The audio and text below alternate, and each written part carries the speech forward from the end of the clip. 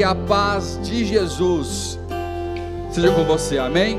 Que Ele possa inundar o seu coração, que ela te abençoe, que ela possa preencher todo o espaço dentro de você, e que o Espírito do Senhor possa falar profundamente a sua vida hoje, em nome de Jesus. Você pode dizer amém? Quem veio aqui para ouvir a voz do Senhor com expectativa? Eu creio que hoje Deus separou um dia fantástico para você. As crianças, por favor, podem ir para suas células. Lembrei, Ed, de falar, sempre esqueço de falar, ela pede sempre, eu sempre esqueço de falar. E eu quero trazer para você aqui uma palavra hoje, para nós meditarmos.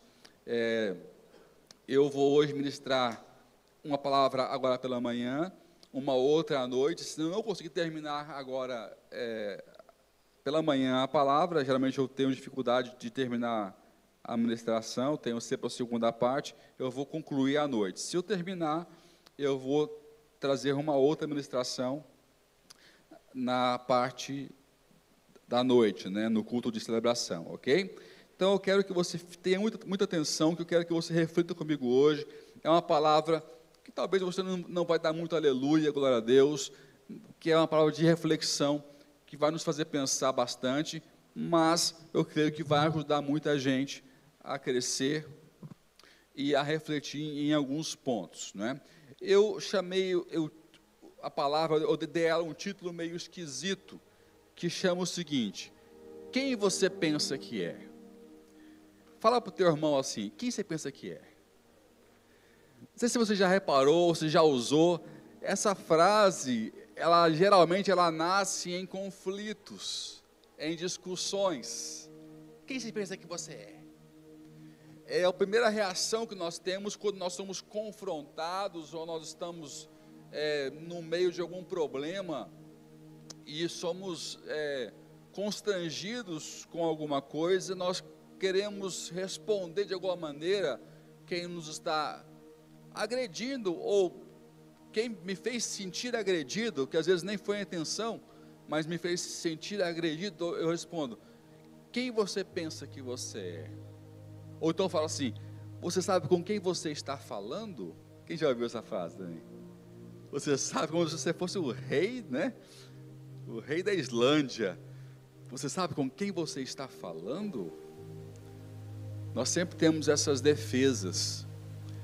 Então eu te pergunto: quem você pensa que você é?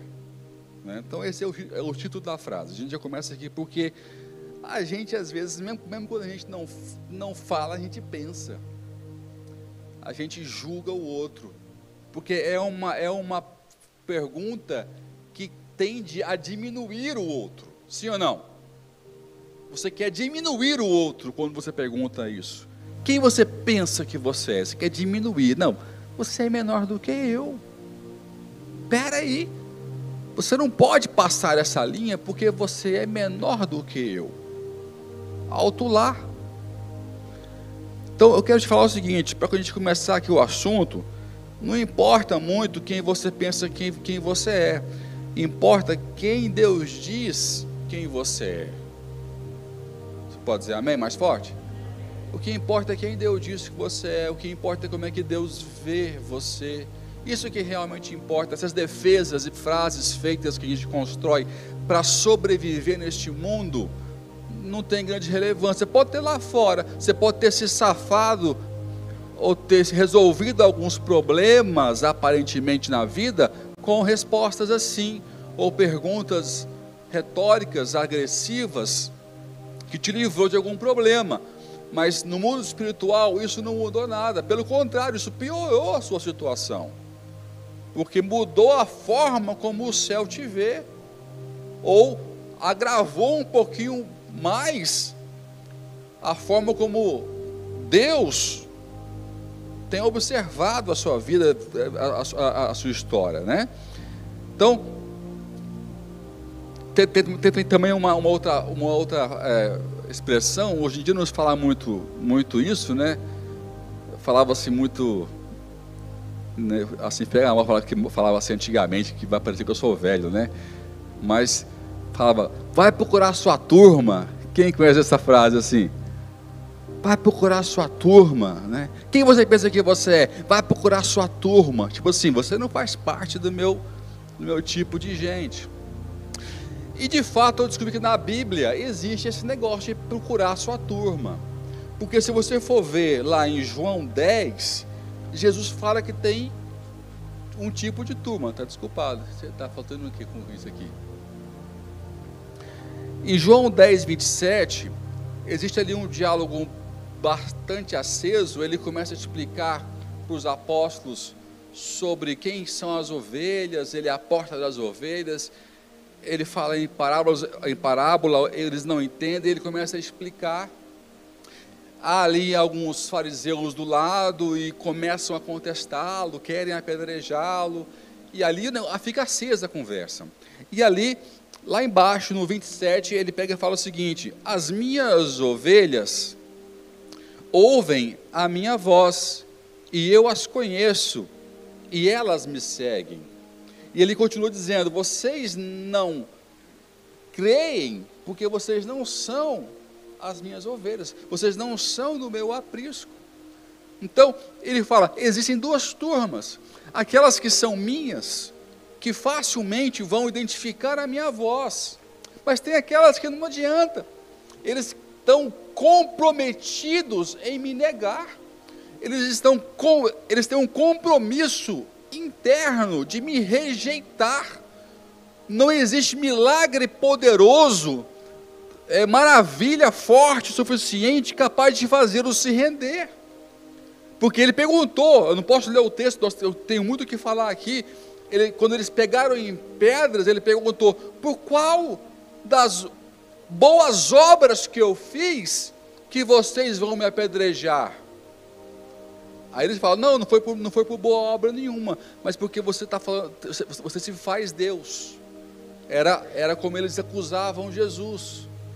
Ele falou: por qual das boas obras que eu tenho feito que vocês querem agora me apedrejar? Então, tem uma turma que não adianta milagre, não adianta anjo aparecer, eles têm um compromisso de não ouvir a voz de Jesus, eles não querem ser a ovelha. Mas ele fala: tem uma outra turma, que essa turma, elas são minhas, elas reconhecem a minha voz, elas sabem quando a voz do altar, por mais que seja um ser humano falando, é o Senhor, é Jesus, é o Espírito de Jesus que fala através do ser humano. Eles reconhecem a voz de Jesus. Então tem duas turmas. A questão é essa: qual grupo eu escolhi fazer parte? Eu tenho que fazer uma escolha, eu tenho que tomar uma decisão. Eu tenho um sonho, eu estou orando por isso, eu estou adiando demais isso, eu quero escrever um livro. Eu tenho 2 livros prontos na minha cabeça, 2. Um deles é muito importante, que é um trabalho muito específico que eu vou fazer, que nem é para a igreja, é um trabalho para a igreja dar na mão de quem não é crente. E eu tenho palavras de que realmente esse trabalho vai sair.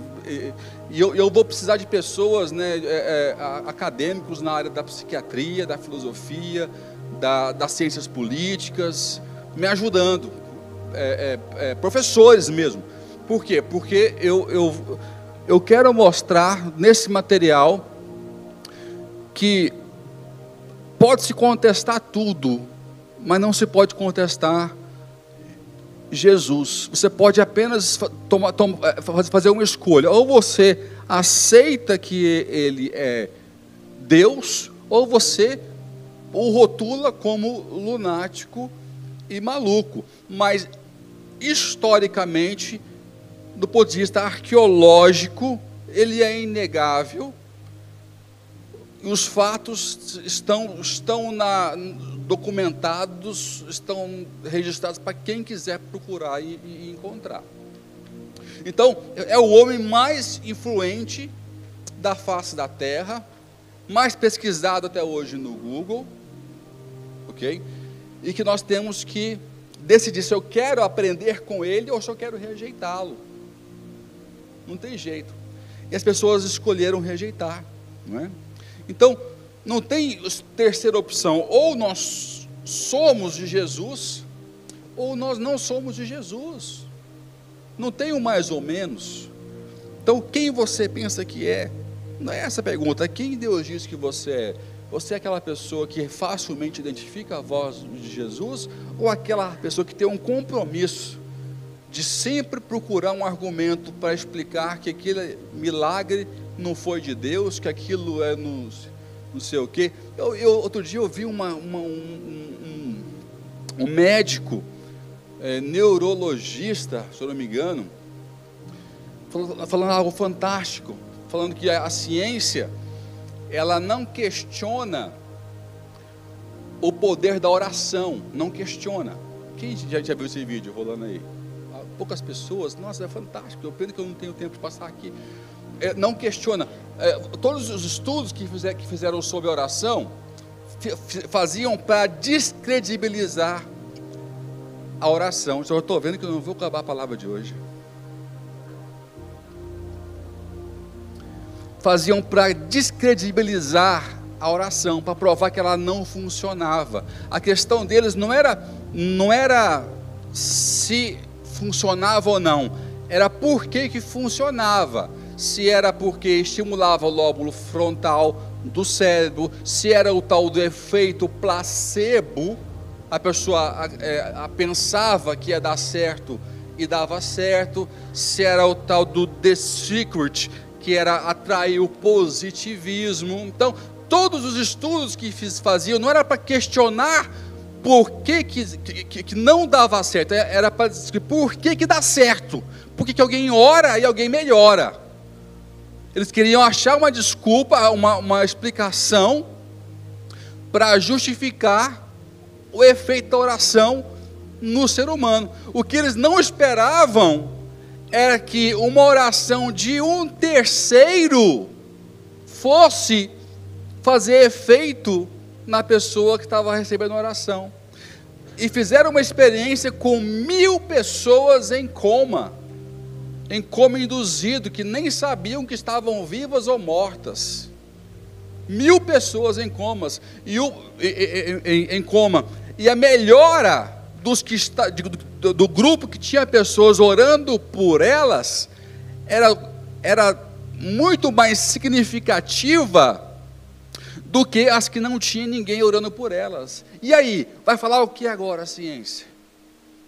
É terceiro, já não tem mais desculpa de efeito placebo, de isso ou aquilo, é um terceiro. Estou entendendo? Então a ciência tenta mexer, não tem como. Então, queridos, nós temos que entender, é escolha, ou você escolhe usar a ciência, usar o que está à sua disposição para ser do time contra, ou para você entender que Jesus é maravilhoso, ou você é do aprisco que reconhece a voz do seu pastor, porque Cristo é o bom pastor, quem pode dizer amém? E recebe a sua voz, e caminha pelo caminho que Ele te direciona, ou infelizmente você está no time de quem escolheu rejeitar a voz desse Senhor. Não há uma terceira via, não há uma terceira opção. E a minha oração é que você faça a escolha correta, de ser do grupo que escolheu ouvir a voz do bom pastor. Quem pode dizer amém?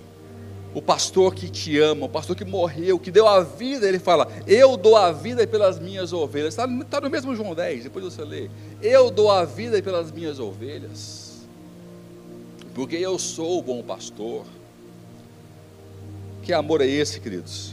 Então, não basta, voltando aqui no pensar ser, eu penso ser, quem você pensa que você é? Não basta pensar ser alguém, eu preciso ser alguém. Quem pode dizer amém? Eu tenho que ser, eu não tenho que pensar que eu sou, eu tenho que ser alguém. Para ser alguém, 3 áreas, faz comigo assim, 3. Fala assim, 3. 3 áreas são fundamentais e têm que ser cuidadas em nossas vidas. 3 áreas. Para eu conseguir ser alguém de verdade, com substância, com cabeça, tronco e membro, alguém com sólido, estável, como eu vou daqui a pouco falar aqui, tem 3 áreas que não podem ser negligenciadas.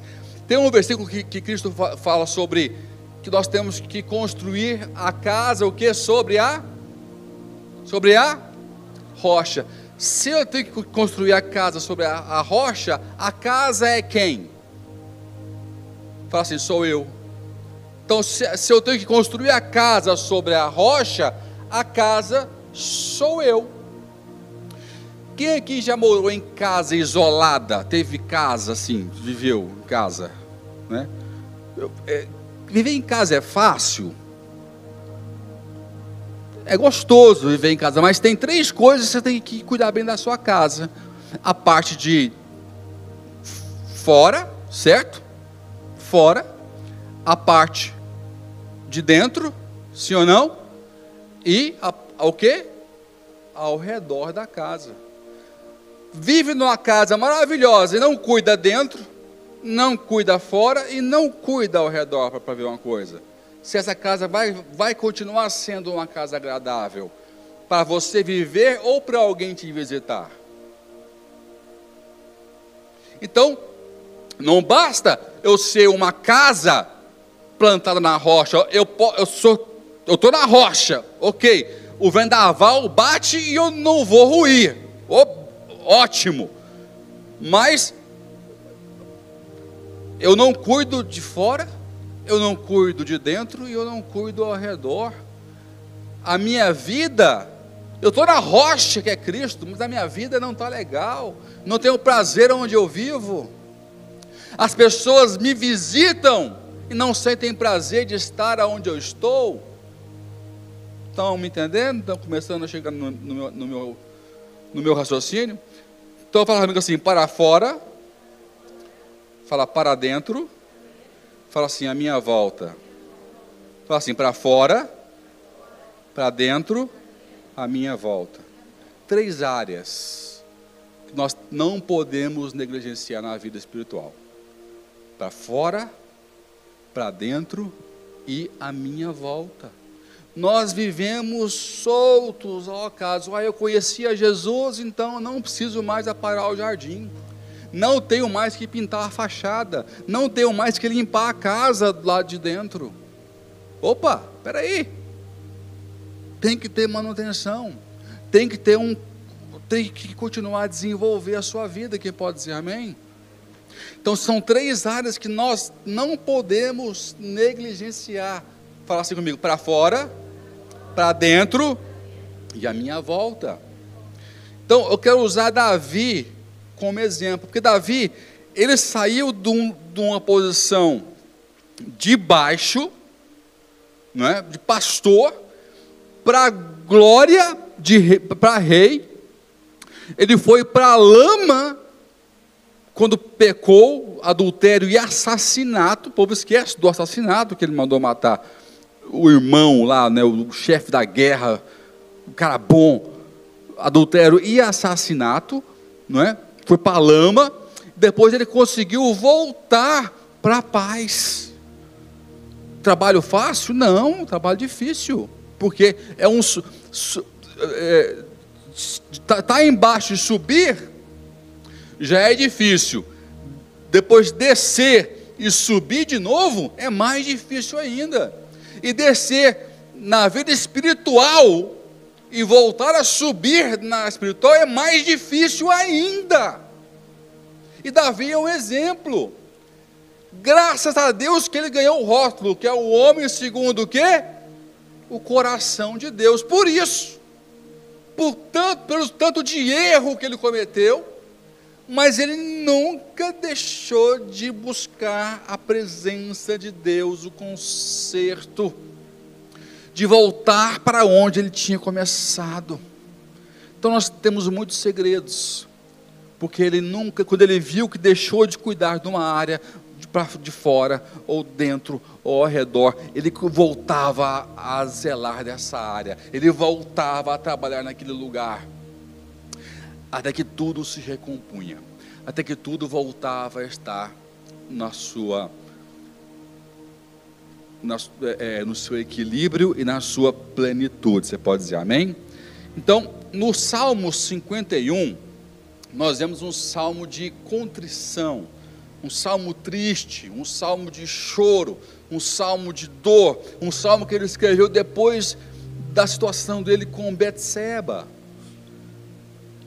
que ele foi confrontado por Natã, o profeta Natã. O filho dele morreu depois que nasceu. Ele está passando um período terrível, e ele escreve o Salmo 51. E aqui nós vamos tirar aqui algumas lições, começando por esse salmo. Salmo 51, 10 a 12, vamos ler.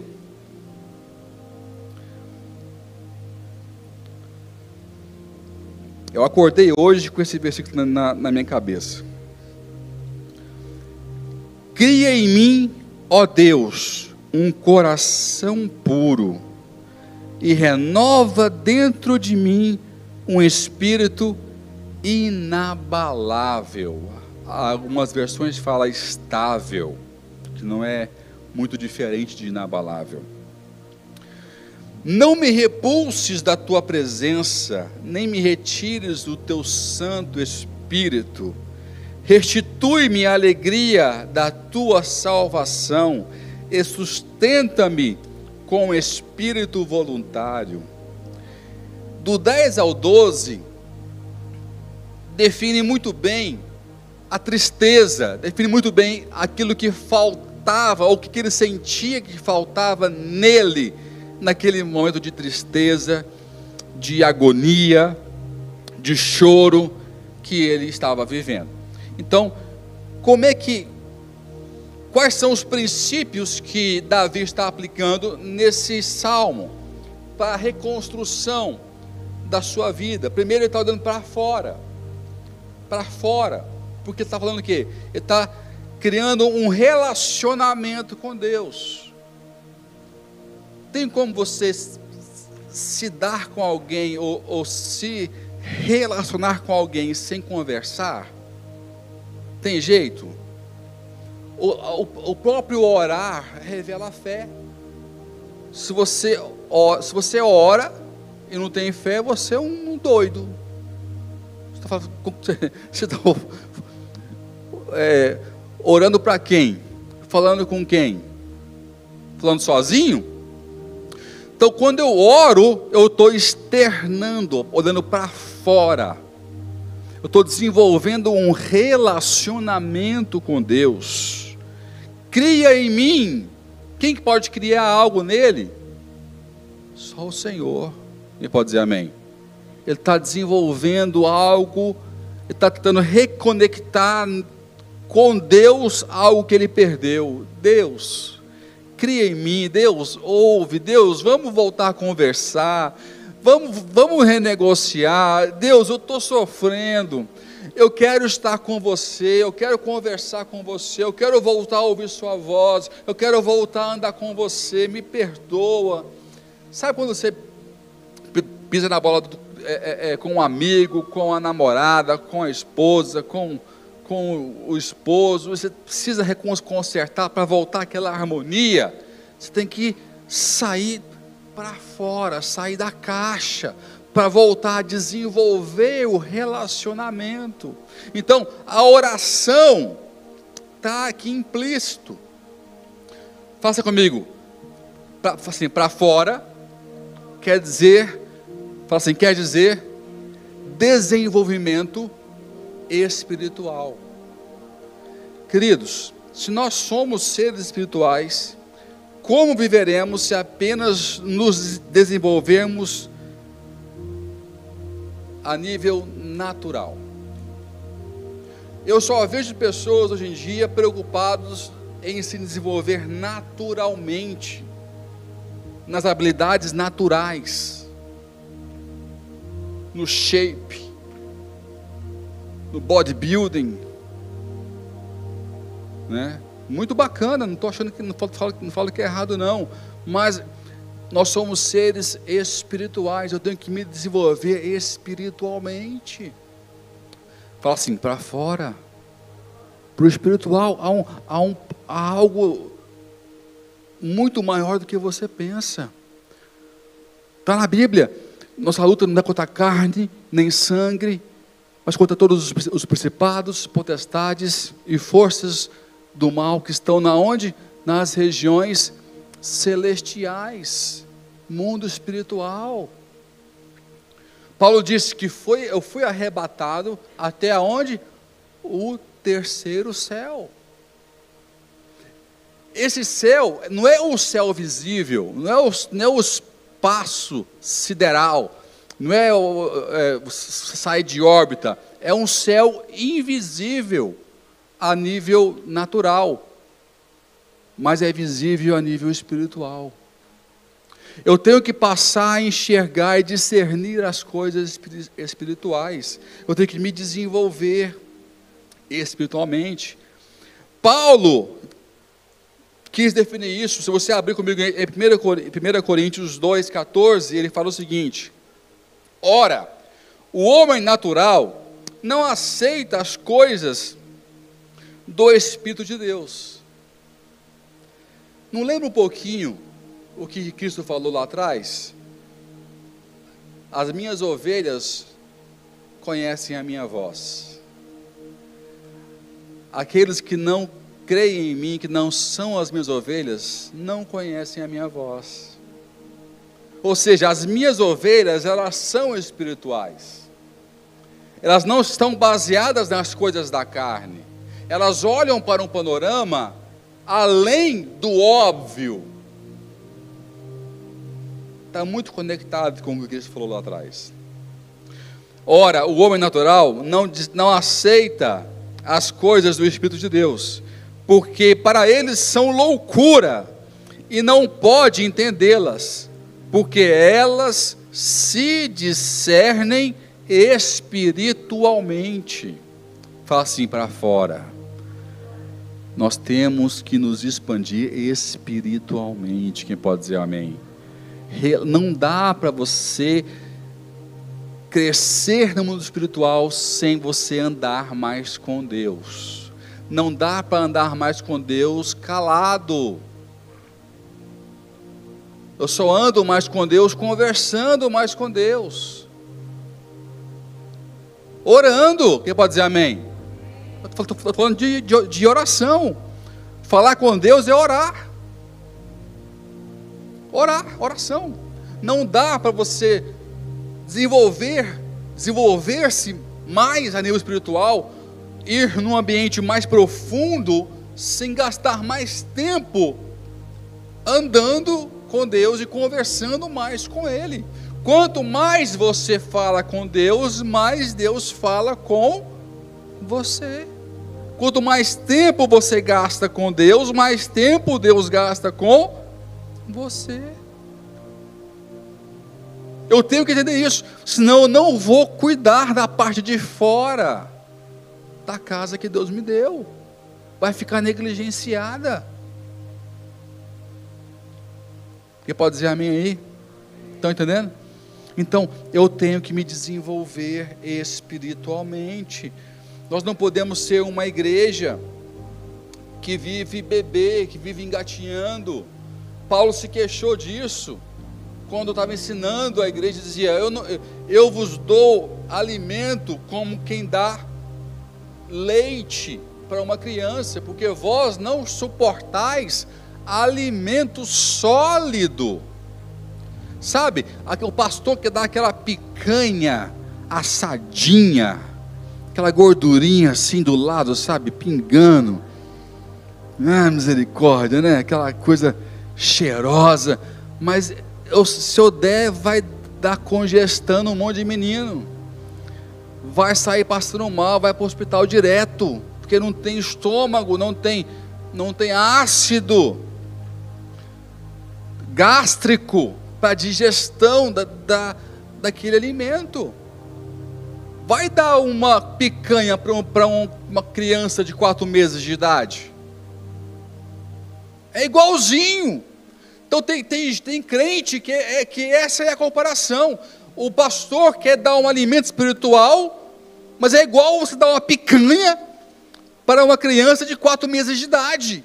Ele não pode pregar, ele não pode ensinar, porque a pessoa não se desenvolveu para fora, ela não se expandiu, ela não gastou tempo com Deus, para que pudesse discernir as coisas espiritualmente falando.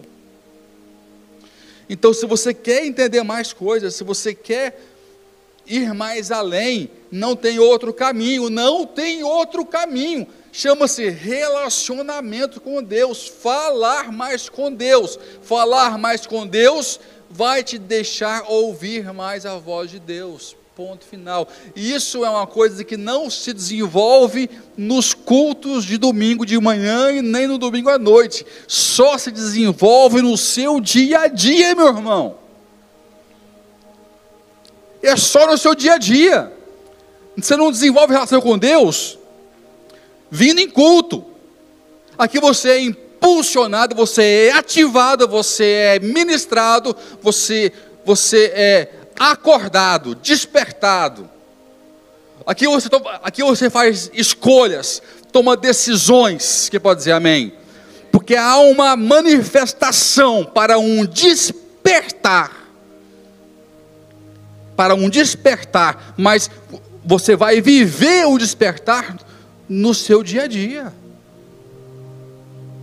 Aí, quando eu faço isso, eu estou cuidando, fala assim, para fora. Então, Davi, ele foi derrotado pela concupiscência da carne. Todos nós enfrentamos essas 3 forças, e todos nós podemos cair nelas. E só as nossas escolhas e relação com Deus é que nos pode proteger. Essas 3 forças foram as que Jesus foram tentados num só dia no deserto quando jejuava. Não, num só dia não, nos 40 dias que ele esteve no deserto. Que foi o quê?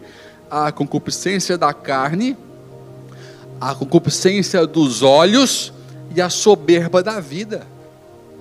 São 3 forças malignas que todos nós somos constantemente tentados. E que a carne quer muito. A carne quer demais. Os olhos, acho que fala em Eclesiastes ou Provérbios, os olhos nunca se cansam de olhar. Os olhos nunca se cansam de desejar. Concupiscência do quê? Dos olhos. Concupiscência da carne, desejo do pecado, escravidão da carne, soberba da vida, ambição por poder. Quanto mais poder, faço tudo por poder, tudo por uma posição, tudo por uma cadeira, tudo por um governo, tudo por um título. Foram 3 coisas que Cristo foi tentado na sua natureza humana, quando ele foi conduzido pelo Espírito Santo ao deserto, para ser tentado. Davi, ele caiu na concupiscência da carne, e teve que se reerguer ali. Então, se nós caímos, mas se nós voltarmos a andar com Deus, voltarmos a cuidar da vida espiritual, a olhar para fora, a nos desenvolver, nós iremos ser restabelecidos. Quem pode dizer amém? Quem pode dar um aplauso bem forte ao Senhor? Tem sempre esperança para quem não desiste, meu irmão. Tem sempre esperança. Enquanto houver vida, fôlego, arrependimento, Jesus na sua vida, vontade sua de vencer, vai ter esperança. Então, fala assim, para fora, para dentro e a minha volta. Vamos agora para dentro. Para dentro fala sobre autoconhecimento para quebrantamento. Davi, ele revela aqui um autoconhecimento, porque ele falou aqui, ele sabia o coração que ele tinha, senão ele não pedia, cria em mim, ó Deus, Um coração o quê? Ele sabia que o dele não prestava. Alto o quê? Conhecimento. Olhou para dentro. É preciso coragem demais, é preciso ser muito de fibra para olhar para dentro. Eu ia falar macho, mas tem mulher aqui. Tem que ter tem que ter muita fibra, coragem para olhar para dentro e ver o que não está bom, o que não presta. Ele olhou e ele viu: eu estou aqui nessa posição que eu estou hoje, miserável. Ele fez um diagnóstico, porque o meu coração não presta. O meu coração é miserável. Cria em mim, ó Deus, um coração puro. Está assim para dentro. Tenha fibra. Olha para dentro. Olha para quem você é. Vasculha, mexe, mexe. Mesmo que doa. Você acha que foi fácil para Davi? Ele não só orou, ele orou, ele registrou. Ele era o rei, cara. Ele era o rei de Israel. Ele orou, tornou público, ele registrou nos arquivos. E nós estamos lendo hoje, cara. É preciso muito peito. E às vezes nós nem para nós queremos admitir. Nem para nós. Cria em mim, ó Deus, um coração puro. Um diagnóstico. Segundo diagnóstico.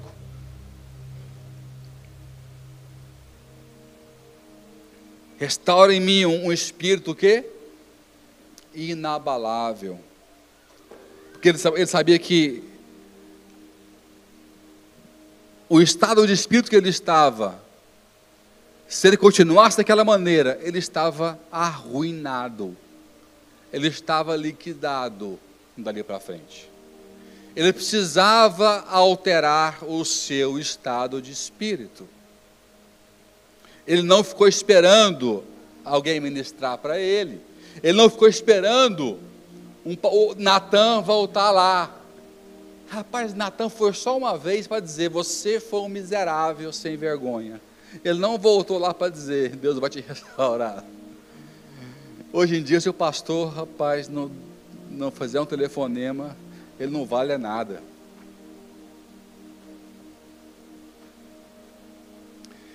Davi, ele não esperou o Natan voltar para falar com ele, não.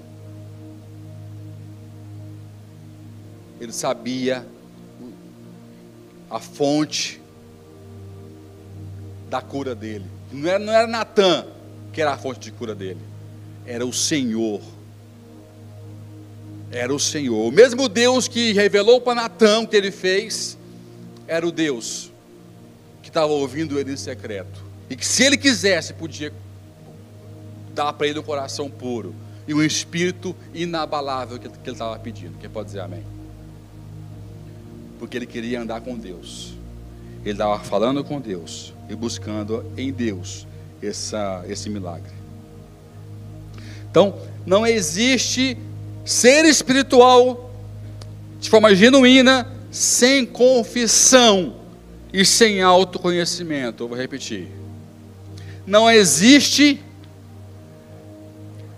ser uma pessoa espiritual de forma genuína sem confissão e autoconhecimento. A cruz é o cenário perfeito para a confissão e para o autoconhecimento. Se você não está disposto a se autoconhecer e confessar o que está de errado dentro de você, você está invalidando o poder da cruz, ou inutilizando o propósito da cruz para a humanidade e para a sua vida. Inutilizando, porque ela tem esse propósito, que é servir àqueles que são capazes de se autoconhecer e confessar. E pode dizer amém? Autoconhecer e confessar. E como a nossa vida passa a ser melhor, gente? Como a nossa vida passa a ser melhor? Por mais que é difícil no princípio, mas a vida passa a ser melhor. Lucas 18, abra com carinho, é bom ler. Você pode pôr, que eu não apontei não. Lucas 18, 10, 14. Vale a pena ler. Nem que eu não termine a palavra. Jesus dá uma parábola falando sobre isso. Lucas capítulo 18, versículo 10 ao 14.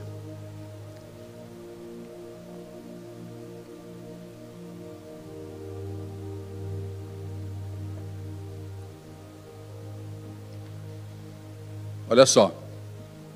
2 homens subiram ao templo para orar. Boa intenção, certo? Dos 2, correto? É igual todo mundo foram para a igreja no domingo de manhã. Ótimo, ótimo, sim ou não? 2 homens subiram ao templo para orar. Um era fariseu e o outro publicano. Até aí tudo bem. Podemos ser de qualquer espécie. Agora aqui está a grande questão. O fariseu, em pé, orava em seu íntimo. Em seu íntimo. Deus, eu te agradeço porque não sou como os outros homens, roubadores, corruptos, adúlteros, nem mesmo como este cobrador de impostos. Jejuo 2 vezes por semana e dou o dízimo de tudo quanto ganho. Entretanto, o publicano ficou à distância. Ele sequer ousava olhar para o céu, mas batendo no peito, confessava: ó Deus, sê benevolente para comigo, pois sou pecador. Eu vos asseguro que este homem, e não o outro, foi para a sua casa justificado diante de Deus, porquanto todo aquele que se vangloriar será desprezado, mas o que se humilhar será exaltado.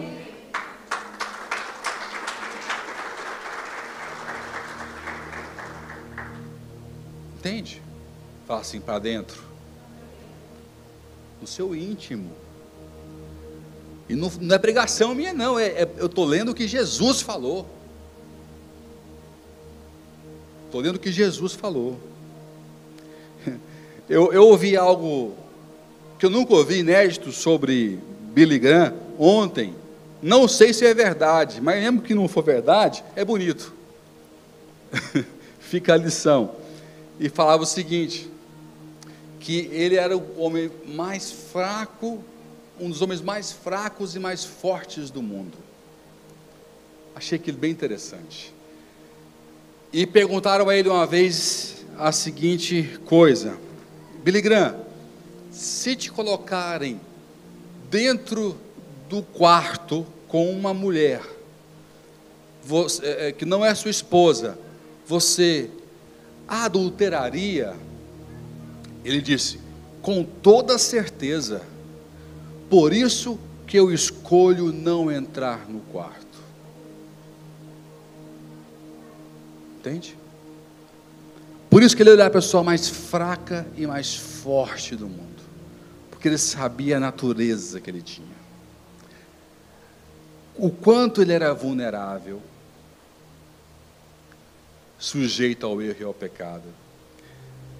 Paulo disse em 2 Coríntios 12, 10: pelo que sinto prazer nas fraquezas, nas injúrias, nas necessidades, nas perseguições, nas angústias por amor de Cristo, porque quando estou fraco, então é que sou forte.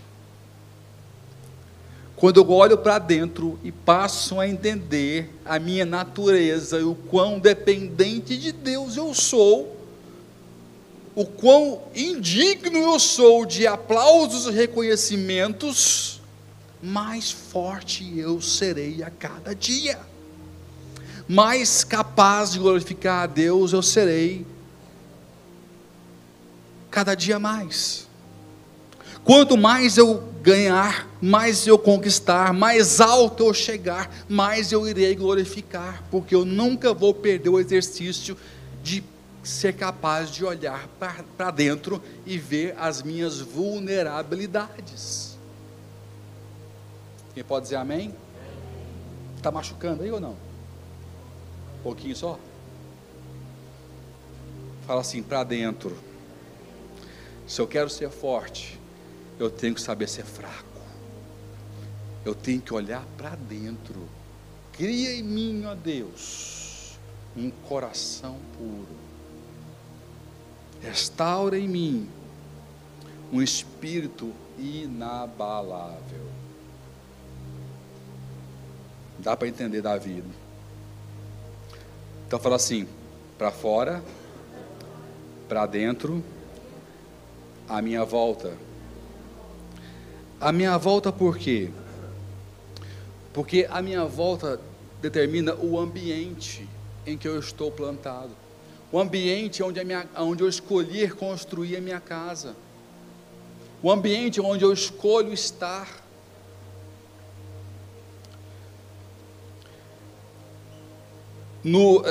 Em Salmo 51, 10b e 11, fala o seguinte: renova dentro de mim um espírito inabalável, não me repulses da tua presença, nem me retires o teu Santo Espírito. Engraçado isso. Fala assim, em volta. Davi, ele entendeu que ele foi retirado da sua vida e da sua volta à presença de Deus. Ele não estava mais andando naquele ambiente que levou ele de pastor a chefe de exército, que venceu gigantes, que treinou heróis. Cara, se você for, eu estava lendo esses dias, relendo, vai ler sobre os heróis de Davi. Quem já leu? Gente, os heróis de Davi eram melhores que Davi. Ele formou um exército de heróis. Tinha lá um que fala que quando Davi acertava num testão do gigante, tinha um que com a mão direita e com a mão esquerda era capaz de acertar com um fio de cabelo com a funda. A funda que ele matou o gigante. Ele formou um exército de heróis. Uma unção. A unção que estava nele chegou centuplicada nos seus guerreiros. Uma coisa impressionante. E ele foi vivendo isso de pastor, de chefe de exército. Ele enfrentou Saul, ele passou a governar em Hebrom. Depois de Hebrom ele foi ungido rei de Israel, passou a governar em Israel. De repente ele vê que aquela presença, aquela envolvência que acompanhou ele lá de trás até aqui, já não estava mais com ele. Ele fala, meu Deus, a sua presença não está aqui, e era isso que me tirou de lá até aqui. Fala assim, a minha volta. Fala assim, ambiente. Isso chama-se reino de Deus, gente. Isso que Deus tenta explicar tantas vezes, comparando o reino de Deus com várias coisas. Não repulses a tua presença, ou seja, não me tira, ou seja, ele se sentiu jogado. Lembra quando você vê lá em Gênesis 3, 23, o Senhor Deus, pois, o lançou fora do jardim do Éden, para lavrar a terra de que fora tomado? É a expressão que Davi usou, não me repulses da tua presença, é o movimento que Deus fez com Adão e Eva, quando retirou os dois do Éden. Éden quer dizer o quê? Eu já falei isso milhões de vezes. Lugar da presença de Deus, em hebraico. Éden quer dizer isso. O lugar da presença de Deus. Jardim do Éden. Jardim do lugar da presença de Deus. E aí, o que é bacana é que há aqui um paralelo. Em Gênesis 3:23 fala o seguinte: o Senhor Deus, pois, o lançou fora do jardim, do lugar da presença de Deus, para lavrar a terra de que fora tomada. Ou seja, vamos fazer aqui um paralelo? Para lavrar o quê? Para mexer, né? Para trabalhar, certo ou errado? A terra de que for o quê? Para mexer no seu interior, para se trabalhar até estar pronto de novo, para estar de volta na sua presença. Então ele diz: não me repulse, eu estou lavrando a terra, estou dizendo, cria em mim, eu estou sabendo quem eu sou, eu sei que eu sou miserável, mas não me repulses da sua presença, não me lance fora, eu quero voltar a viver nesse ambiente, eu quero voltar a ter a minha casa nessa atmosfera. Eu não sei viver sem essa atmosfera. Eu reconheço que essa atmosfera que condicionou toda a minha trajetória, eu não conheço viver de outra maneira. Então, não dá para viver a vida se você não construir uma atmosfera do reino de Deus na sua vida. Quero ouvir um amém. Escuta essa. Reino de Deus, tenho 5 minutos, né? Reino de Deus é colonização. É a melhor comparação que eu posso te dar. Reino de Deus é colonização. Quando um país, hoje em dia já não tem isso, mas se você for ver na história, quando um país é colonizado, o primeiro lugar o primeiro ato que acontece é que um governo é o quê? Estabelecido. Passa a ter um governo, porque foi colonizado, né? Um governo passou a tomar conta daquele país. Depois, características do país que está colonizando passa a entrar naquele lugar. Já dei esse exemplo aqui algumas vezes, usando Portugal. Se você for, por exemplo, em Goa, tem lugares na Índia, na China, Macau, que se fala português. Okay? Então, hábitos, costumes começam a entrar. Um novo tipo de economia e de moeda é estabelecido. Uma nova linguagem e idioma também é estabelecido. Então, entenda o seguinte: se isso não tem acontecido com você, se você fala assim, eu conheci a Cristo, eu recebi o Espírito Santo de Deus, mas se você não tem tido essas mudanças na sua vida de característica, de governo, de hábitos, na sua economia, de como lidar nas suas finanças, na sua linguagem não tem mudado, hábitos e costumes não têm sido alterados, se isso não tem te acompanhado, dificilmente você está experimentando o poder da cruz e salvação em Jesus. É difícil. Você pode estar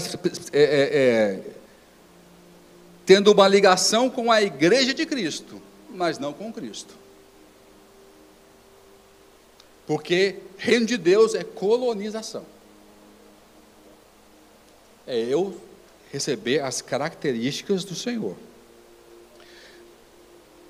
Engraçado que no sermão das bem-aventuranças, quando Cristo quer ensinar sobre o reino, em Mateus 5:3, ele fala o seguinte: bem-aventurados os humildes de espírito, os humildes, os fraquinhos, os que não são espirituosos, cheios de si, temperamentais, artistas, bem-aventurados, os humildes de espíritos, porque deles é o quê? O reino dos céus. É a única bem-aventurança de todas que ele fala. Deles é o reino dos céus. Os que forem pobrezinhos, os mais pobrezinhos de espírito, os mais sem expressão, esses são bem-aventurados, porque quando eles encontrarem Jesus, eles vão conseguir viver o reino de Deus na terra, porque vai ter espaço neles para o meu espírito. Quem tem muito de si, quem tem muito espírito, quem é muito espirituoso, quem é muito assim assado, não tem espaço de Deus para eles. É o único espaço que fala que deles é o reino dos céus no sermão, é esse versículo, mas nenhum fala nos humildes de espírito, porque deles é o reino dos céus. Davi entendeu que ele era um miserável de espírito, e que se ele não tivesse de novo o Espírito de Deus, ia dar ruim para ele. Ele diz: renova em mim, restaura em mim, coloca em mim um espírito inabalável. Eu sou um miserável do espírito, eu sozinho não chego lá. É como se ele dissesse assim: Senhor, livra-me de mim mesmo. Te pergunto, como é que está o processo de colonização do reino de Deus em sua vida?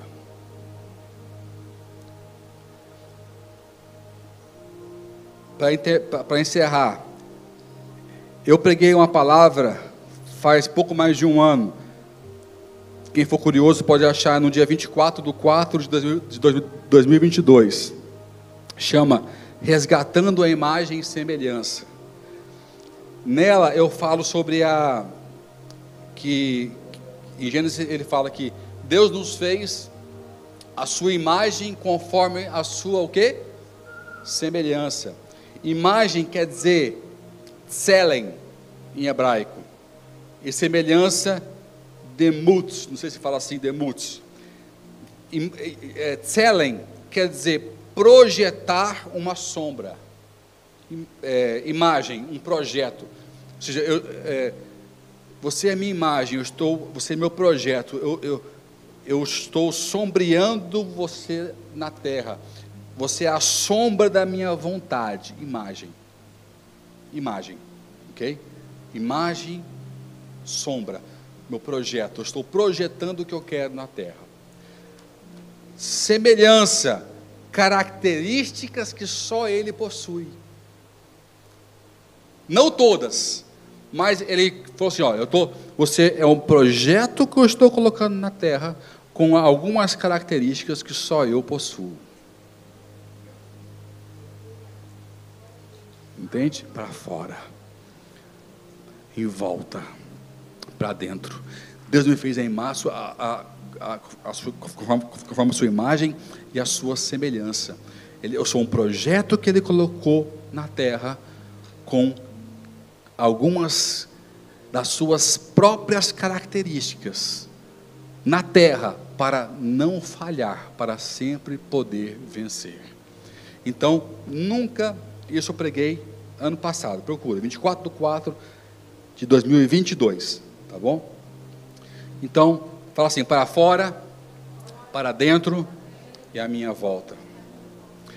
Aonde você for, leve o ambiente do reino que está à sua volta, porque você vai abrigar as pessoas, e quando você sair de perto das pessoas que não tem esse ambiente, vai dizer: nossa, tinha algo tão gostoso perto de mim, e a pessoa foi embora e desapareceu.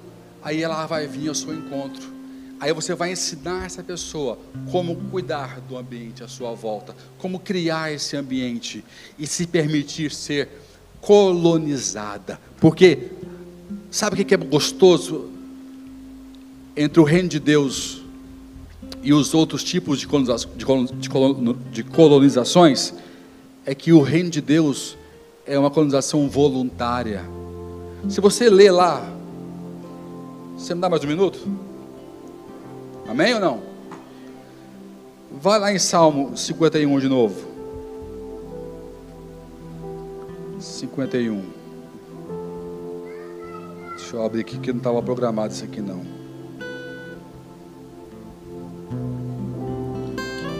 Salmo 51.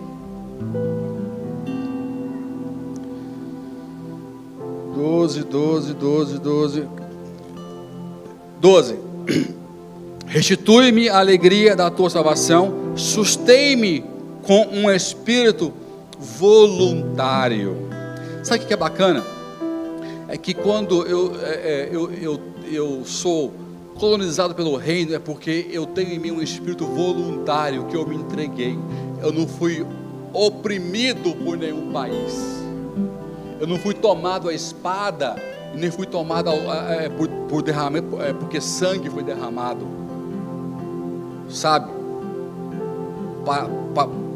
Para que um governo entrasse. Só um sangue foi derramado. Só um sangue foi derramado para que eu pudesse ter a benesse de me voluntariar para ser colonizado pelo reino de Deus. O sangue de Jesus, meu Senhor e meu Salvador. O único sangue suficiente, mas nenhum sangue que tem que ser derramado. E se eu aceitar isso para a minha redenção, o governo, os hábitos, as características, uma nova linguagem, uma nova economia, uma nova autoridade, um novo ambiente e atmosfera vai se estabelecer na minha e na sua vida. E não tem como a nossa vida ser a mesma quando isso acontece, meu irmão. Deixa o reino de Deus começar a mudar os seus hábitos. Viver igreja, viver cristianismo, sem viver as consequências desse colonialismo no reino, não é ter uma vida espiritual. Isso chama-se religiosidade. E algo tem que ser revisto na sua história. Quando o Espírito Santo entra em mim, há um impacto muito grande. Meu ouvido passa a se incomodar com algumas coisas, com algumas palavras. Meu coração se entristece com outras situações. Reações em mim acontecem. Eu não consigo ser a mesma pessoa que eu era lá fora no mundo mais. Porque eu passo a ser diferente. Eu não apenas escolho defender uma religião, como eu escolho torcer para um clube de futebol. Algo em mim mudou da minha essência, e eu passo a viver uma transformação, porque características do reino e do próprio Deus, a sua imagem e a sua semelhança começam a tomar forma em minha vida. Isso é vida espiritual. Amém? Quando eu entender isso e passar a viver isso, eu estou no caminho correto. Por mais que venha a ser difícil, olhar para fora às vezes, olhar para dentro mais ainda, e manter em volta o ambiente que eu preciso, mas vai ser sempre válido e vai sempre ser compensador esse esforço, porque Deus vai te honrar sempre, e Ele vai glorificar o nome dEle através da sua vida e das suas vitórias, em nome de Jesus. Amém? Quem creu, quem foi abençoado, quem recebe essa palavra diz amém. Dê um aplauso bem forte ao Senhor. Fique em pé onde você está. Vamos orar, vamos louvar.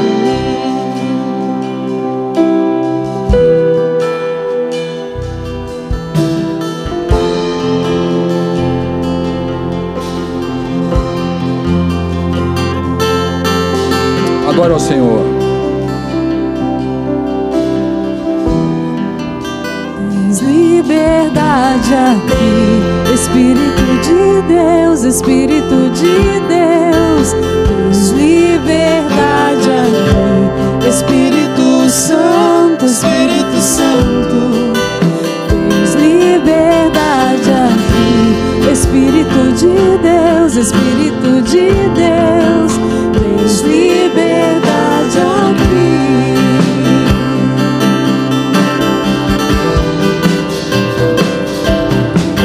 Eu sou tua casa, tua morada, eu sou Seu lar, muda as coisas de lugar, eu sou tua casa, tua morada, eu sou teu lar, muda as coisas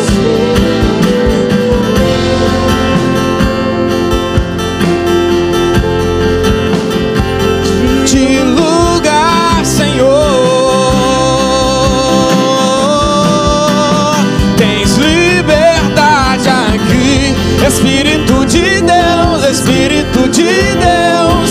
Tens liberdade aqui, Espírito Santo, Espírito Santo. Quantos podem adorar? Liberdade aqui, Espírito de Deus, Espírito de Deus. Tens liberdade aqui, Espírito Santo, Espírito Santo. Eu sou tua casa. tua morada. Quantos podem adorar e dizer: eu sou teu lar? Mude as coisas de lugar. Eu sou Tua casa, e tua morada. Eu sou teu lar. Mude as coisas. Teu perdão é completo. O teu perdão é completo. Ele sara minha alma. Ele sara minha alma. O teu perdão é completo. O teu perdão é completo. E ele sara minha alma. E ele sara minha alma. E a igreja: tens liberdade aqui, Espírito. Pode ser mais forte. Tens liberdade aqui.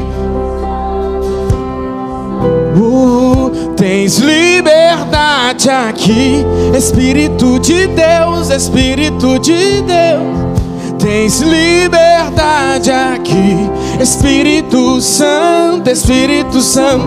Eu sou tua. Eu sou teu lar. Mude as coisas. Eu sou tua morada. Eu sou teu lar. Mude as coisas. E o teu perdão é completo. O teu perdão é completo. E ele sara minha alma. E ele sara minha alma. E o teu perdão é completo. E o teu perdão é completo. E ele sara minha alma. E ele sara minha alma. A igreja diga: e o teu perdão é completo.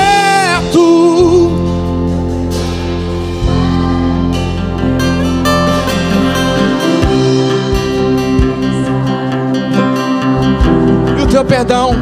E o teu perdão. o teu perdão é completo, ele sara minha alma, Ele sara minha alma. Eu sou tua casa, tua morada, eu sou teu lar, mude as coisas de lugar, eu sou tua casa, tua morada, eu sou teu lar. Mude as coisas de lugar. Obrigado, Jesus, pela tua presença, por fazer em nós morada, fazer em nós a tua habitação. Quem somos nós, Pai? Nós não somos dignos, mas o Senhor assim escolheu, o Senhor assim entendeu, e assim o Senhor faz. Faz de nós a tua morada, coloque em nós a tua presença, e nos presenteia, Senhor, com a tua atmosfera, com a tua imagem, a tua semelhança, com propósitos e características que só o Senhor tem em nossas vidas, Pai. Pai, nos lance com ousadia, como uma flecha na mão do arqueiro, para um propósito bem definido, bem sucedido. Que nossa maior alegria, Senhor, é te servir e glorificar o teu santo e poderoso nome, Pai. Nós te amamos, Jesus. Não somos nada sem o Senhor.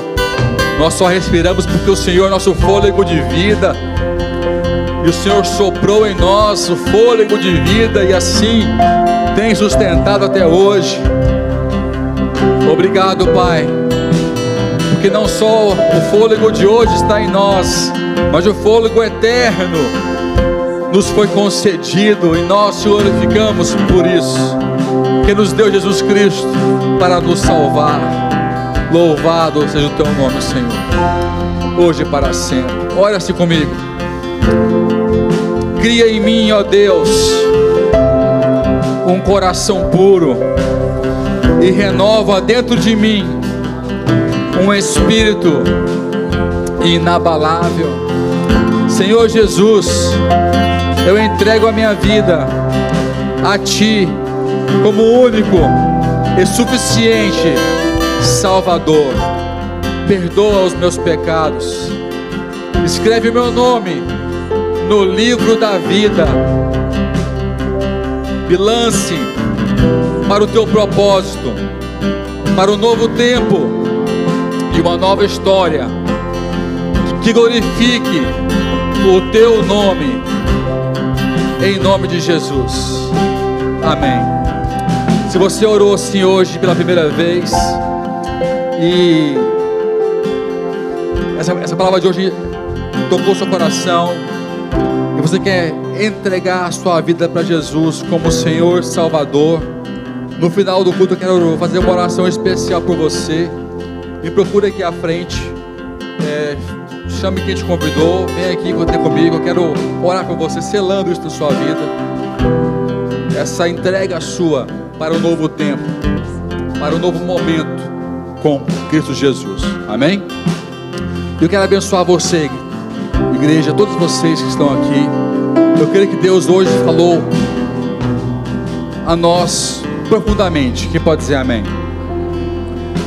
Mas creio também que a palavra não vem só para impressionar, ela vem pedindo uma resposta da terra, ela vem pedindo uma resposta, uma ação daquele que ouve. E se hoje essa palavra encontrou o seu coração, encontrou o seu ouvido, é porque Deus espera de você um movimento, uma escolha, uma decisão. E hoje eu peço que você faça a decisão correta, mas só você pode decidir, só você pode fazer a oração que sai dos seus lábios. Eu posso interceder por você, mas não posso escolher por você. Eu não posso orar coisas que só você pode orar. Se entregue ao Senhor, se lance, confie no Senhor. Ele sabe aquilo que Ele quer fazer em você e através de você, em nome de Jesus. Você pode dizer amém? Feche seus olhos. Senhor, eu abençoo a tua igreja, eu coloco sobre eles, Pai, essa autoridade de zelar, de cuidar daquilo que está de fora, aquilo que está dentro de nós, e a nossa volta, o ambiente do teu reino, que é o mais importante. Que o teu reino venha a governar e venha a imperar em nossas vidas. Eu os abençoo e profetizo, Pai, os dons espirituais necessários para que os teus planos e propósitos se realizem na vida deles, Pai. Que todos eles venham para as mãos deles, as chaves, os dons os anjos, as cadeias venham ser quebradas em nome de Jesus, e que todos eles venham ser liberados para poderem avançar para lugares altos, para glorificar grandemente o teu santo e o teu poderoso nome, Pai. Que o amor de Deus nosso Pai, que a graça de Jesus o Filho, que as comunhões e as consolações de seu Santo Espírito sejam com todos vocês, hoje e para todos sempre, glorificando, honrando e adorando o nome de Jesus. Amém, amém.